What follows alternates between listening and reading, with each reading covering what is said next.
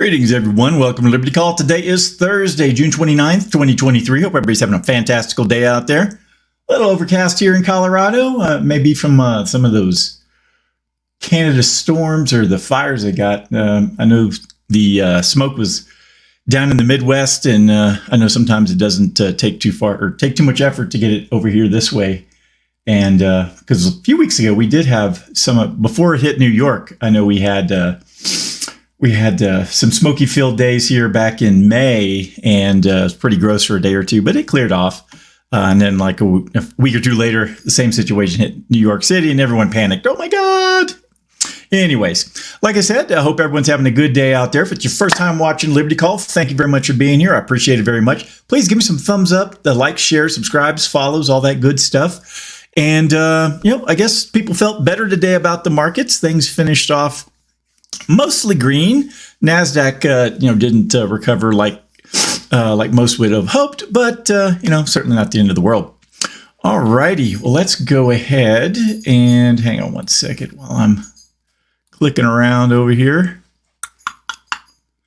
All right. Well, let's go ahead and jump into the numbers for today. All right. Let me refresh that. All righty. The Dow Jones was up 0.8% for the day, 269 points, closed at 34,122. The S&P 500 was up 0.45%, closed at 4396. NASDAQ was flat, closed at 13,591. The VIX was up 0.82%, closed at 1354. Canada was up 0.48%. Brazil was up 1.46%. And Mexico was up 0.23% for the day. Over in Europe, Germany was flat at down 0.01. Let's see here. The UK was down 0.38%. France was down, up 0.36%. Netherlands was up 0.15%. Spain was up 0.31%. Italy up 1.05%. Switzerland down 0.12%. And Portugal down 0.54%. Russian exchanges were mixed. The MOEX was up 0.56%, and the RTSI was down 0.77%. And the overnights in Asia, the Nikkei in Japan was up 0.12%. Australia was down 0.02%. New Zealand up 1.06%. And lots of red in China. The Shanghai was down 0.22%. The Shenzhen Component down 0.1%. China A50 was down 0.94%. DJ Shanghai down 0.3%. Hang Seng down 1.24%. And the Taiwan weighted flat at up 0.04%. All right, so that was the markets for trading day 6/29. Let's go ahead and jump into today's market recap. Dow rides financials higher after banks shined in stress test. What's that going to mean? The Dow Jones Industrial Average closed higher on Thursday, driven by gains in the banking sector following the Federal Reserve stress test results. Wells Fargo, JP Morgan, and Goldman Sachs led the rally as the stress test showed that major U.S. lenders would be able to withstand a severe recession scenario. However, concerns remain about the ability of smaller regional banks to weather a rising rate environment. Data indicating economic strength also contributed to concerns about rising rates. The final reading of the first quarter GDP exceeded expectations, jumping to 2% from the previous estimate of 1.3%. Initial jobless claims also dropped significantly despite the positive data. Atlanta Fed President Raphael Bostic suggested that the Fed should remain on pause, emphasizing the need to keep rates steady as inflation is likely to slow without additional tightening. Yeah, Mr. Bostic is one of the people who is been cheerleading rate cuts since the very beginning when they started raising rates last March. So I wouldn't take anything he says too seriously. The technology sector struggled as treasury yields increased, with semiconductor stocks facing pressure following a slump in Micron. Although Micron reported better than expected quarterly results, the stock fell over 4%. Analysts suggested that the memory supply-demand imbalance had likely passed, but concerns over rising rates and the semiconductor industry future weighed on investor sentiment. Energy stocks, including ExxonMobil and Occidental Petroleum, gained momentum after Warren Buffett's Berkshire Hathaway increased its stake in Occidental Petroleum to 25%. The news contributed to optimism in the energy sector. In other news, Fryer Battery experienced a 20% rally after Morgan Stanley upgraded the stock to overweight from equal weight. The upgrade was based on confidence in the battery maker's ability to achieve significant milestones. Overall, the Dow's Gains were driven by positive results from the stress tests from major banks and strong economic data. However, concerns about smaller regional banks and the impact of rising rates on the technology sector tempered market sentiment, especially in the NASDAQ. All right, so kind of a good news, bad news. It's kind of the way it's been the last few months. So I've been telling clients it's kind of we got some good news over here, we got some bad news over there, and what's that all mean? Well, the good news is all lagging indicators like jobs and spending and things like that. The bad news is all the forward-looking indicators like yield curves and inversions on household net worth and things like that. So take that for what you want. Alrighty, next up, U.S. weekly jobless claims post biggest drop in 20 months as economy shows stamina. Like Rocky. Dun, dun, dun, dun, dun, dun, dun, dun. All right, the number of Americans filing new claims for unemployment benefits fell significantly last week, indicating the economy's resilience and potentially paving the way for the Federal Reserve to resume raising rates in July. The unexpected decline in jobless claims reported by the Labor Department reversed a recent increase, which had raised concerns about layoffs amid the Fed rate hikes.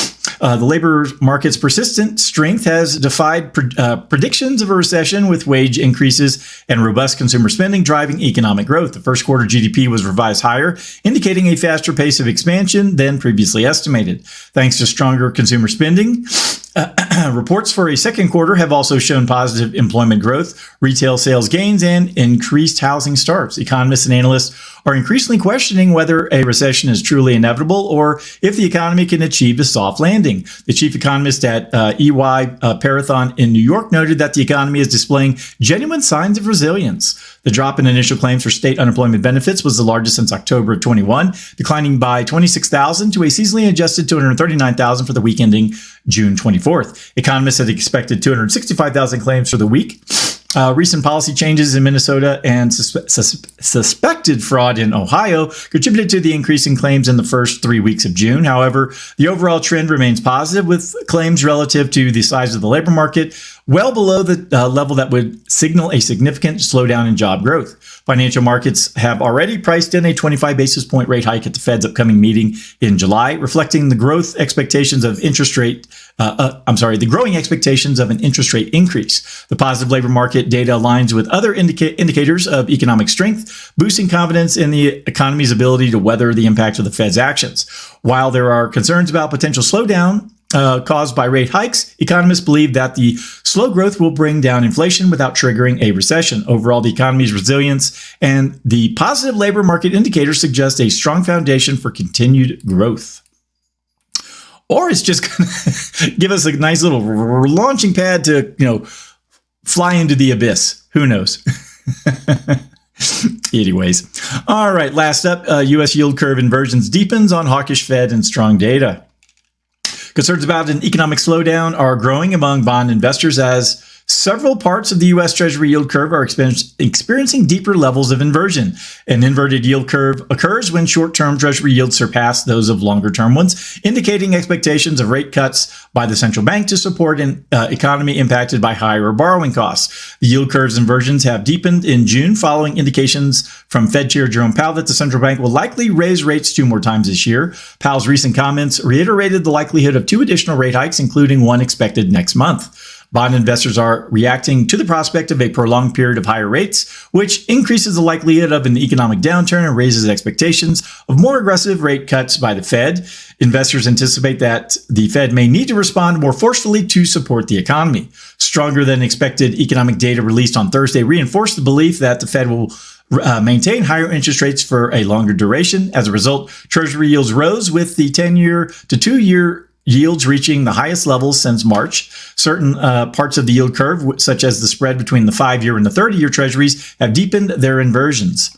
The widely monitored part of the yield curve that plots 2-year treasury yields against the 10-year, considered a reliable indicator of upcoming recession, also inverted further.